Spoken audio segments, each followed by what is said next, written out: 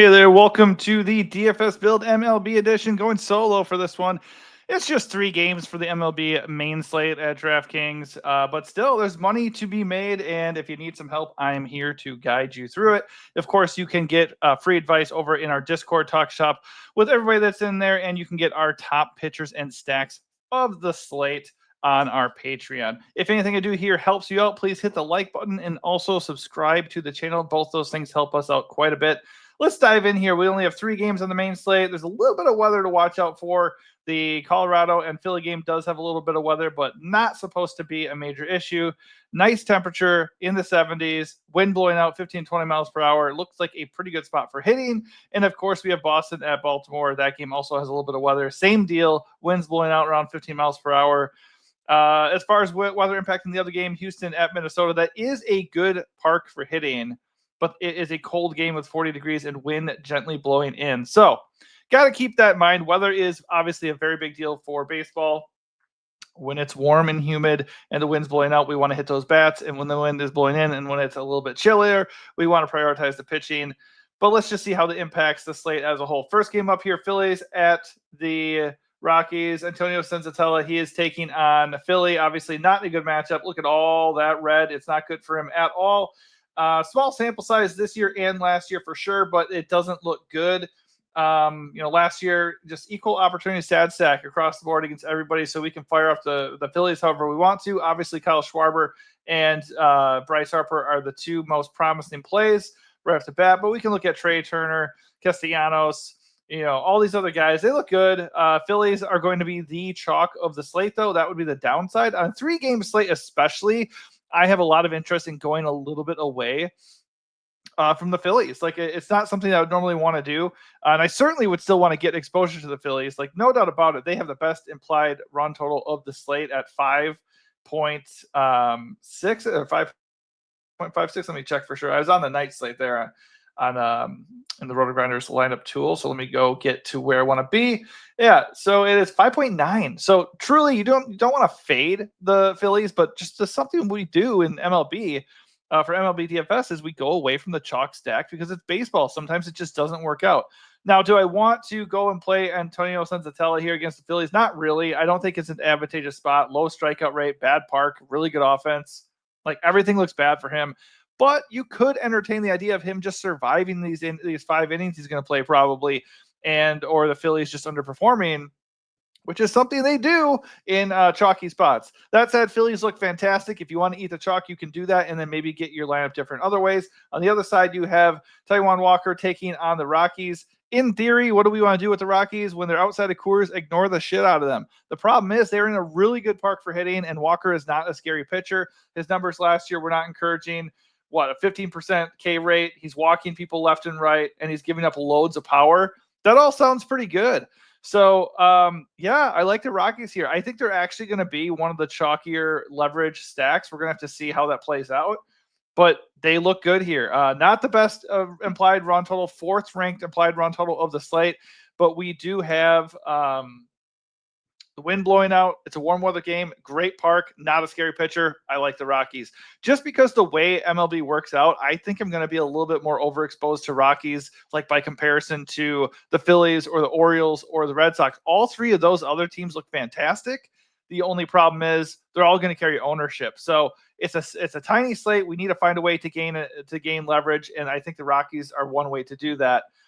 They strike out a good amount here. That's for sure. And normally they're not a very imposing team to face, but everybody looks good here from both sides of the plate. Obviously, I would lean the left side overall, but I'm not writing anybody off, due to handedness here. I mean, Nick Martini, I cannot wait for me to, in Discord, fire off the shaken, not stirred chant when Nick Martini goes yard twice today. I can feel it. I'm sure you can feel it too. Ryan McMahon obviously looks really good here too. Just nobody else really looks amazing, but as a stack that hopefully will go a little bit overlooked, the Rockies look really good. All right, over to the Boston Celtics. I still got NBA on the brain, which we'll put out a video for that later today too, NBA DFS. But Boston Red Sox in Baltimore, Camden Yards taking on the Orioles. Tanner Houck taking on Baltimore is not a good matchup whatsoever. Obviously, the wind is blowing out for this game as well. This is not as scary of a park as it used to be, and also by comparison to Phillies Park. So, you could certainly go away from this game a little bit, but the Orioles in general are just a really good lineup. Today, though, they're not as scary as they normally are. Let me just double check the lineup that they had. I was looking at it earlier. And I was like, oh, I actually might have a little bit of interest in Charlie Morton today. Tanner today. Charlie Morton's on the other side. Let's just see here, just so I'm not going crazy. Baltimore hitters. They do still have a lot of power in there. They do have Jackson Holliday. He's been looking a little bit better this year. Adley Rushman. Tyler O'Neill, of course, can pop. Prefer to play him against Southpaws. So overall, you can still play Baltimore. Probably going to be a little bit owned here. They do have a high implied run total of 4.75. Boston on the other side matches them with the same exact run total. How does that work, Vegas? How does that work? Only one of them can win. Okay, so they do look good here. I don't think – is Gunnar Henderson back? No. He's in that lineup breakdown, but he is not in the actual lineup. And they also do not have Ryan Mountcastle in this game. So the Orioles lineup just in general a little bit weaker than normal. So also a little bit of a leverage play here. Tanner Houck, I think he is a solid play. He's not super expensive relative to the slate, 7.5K for an SP2. I think that's good. He is not in play for the SP1 for me on this slate, but I think he's a decent SP2, especially if you don't want to fire up the top two pitchers on this slate. So I would keep him in my pitcher pool for sure. But because, by the way, Orioles 23.6% collective whiff rate here, and that gets even worse probably when you take Gunnar out of the lineup. So I think it's an okay matchup, especially if people are going to be playing the O's, which, like the Phillies, you can play the Orioles. There's nothing wrong with that. Charlie Morton on the other side going up against the Bo Sox. They have a nice strikeout rate. I do not mind Charlie Morton here either.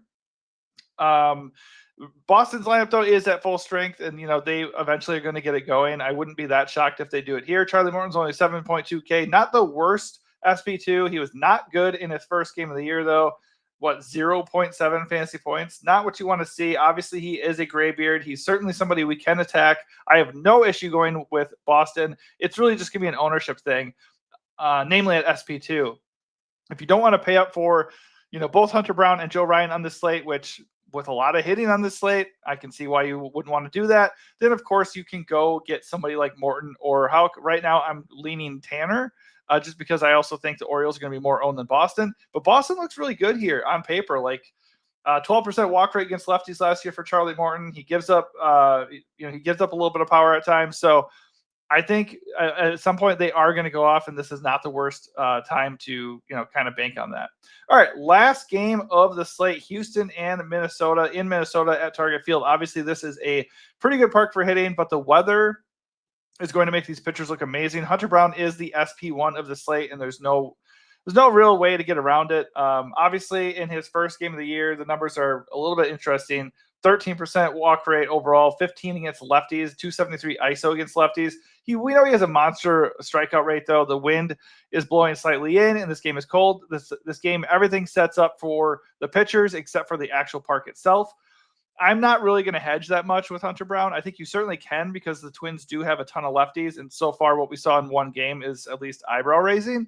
But Hunter Brown can be a dominant pitcher. He is a really good prospect. Already kind of coming into his own after last year. So I like him a lot. I think he's the top guy. If you want to sprinkle in some Twins to get even more different on the slate, I don't have a problem with that. Thing is, I don't think you really need to, because the better way to do that might be going with the Astros. Joe Ryan coming in as monster chalk at pitcher here with 66% ownership. I don't know if that's going to hold, because to me, Hunter Brown's the better play. He's got the better strikeout matchup. He's just got the better ceiling in general. I think he's the better overall pitcher. That said, Joe Ryan, last year, pretty good numbers. He does give up a little bit of power, does not walk anybody, does have a solid strikeout rate. First game of the season, much like Hunter Brown, definitely had a couple red flags there. Strikeout percentage against lefties in the first game was not great. But it really isn't about that. For me, it's more about the Astros at some point are going to get going. The Astros do not have a very high strikeout rate. They're a pretty patient offense historically. They are not as scary as they once were, no doubt about it. But But more than anything, it's the fact that Joe Ryan is the highest owned pitcher by quite a bit. And the popular strategy on this slate figures to be going, Brown with Ryan in a game that many are expecting to be a pitcher's duel. If we look at it logically, 100% Brown and Ryan are the top 2 pitcher plays. Houston, Minnesota are not very appealing. And then we're looking at Philly, Boston, Baltimore. The problem is in MLB DFS, it does not go that way. So we have to look for ways to get leverage. I wouldn't go like hammer the Astros here, but I would absolutely get a sprinkling of Astros to leverage against Joe Ryan. And or I would be a little bit underweight on Joe Ryan, prioritizing Hunter Brown as my SP1, and then working in some of these other guys. It's 3 games, so you can play, all these other guys I talked about. I just think I would not play Sensatella against the Phillies. If you want to go underweight on the Phillies, that alone is getting you different enough. You don't have to go with a low upside or no upside pitcher in Sensatella. And I would just kind of rotate the other guys in lineups that I'm not using Joe Ryan. I think Walker, obviously, against the Rockies, if the Rockies start gaining a lot of steam, which it feels like they're going to, that is interesting based off of matchup alone. But love the Rockies on this slate. I don't mind getting into the Phillies because it's a small slate and they are in the best spot that you can ask for. And the Astros are my second favorite leverage stack behind Colorado. All right, that is going to do it for me for breaking things down here. It is just 3 games. Like, I would play really light. Like, it's always annoying when you play a 3-gamer and think like, oh, I'm going to go attack this way to gain like maximum leverage. And then, of course, the Phillies get like 12 runs and Hunter Brown and Joe Ryan get 10 strikeouts in a pitching duel. Like, that absolutely can happen. It's okay if you eat the chalk on a 3-game slate and then like just find a way to get different with your secondary stack, or maybe that SB2, or maybe just within the Phillies lineup, you just get different somehow.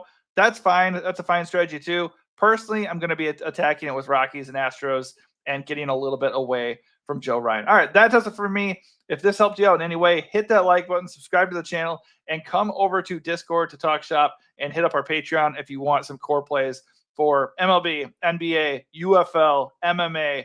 We do it all. Well, mostly. We don't do golf.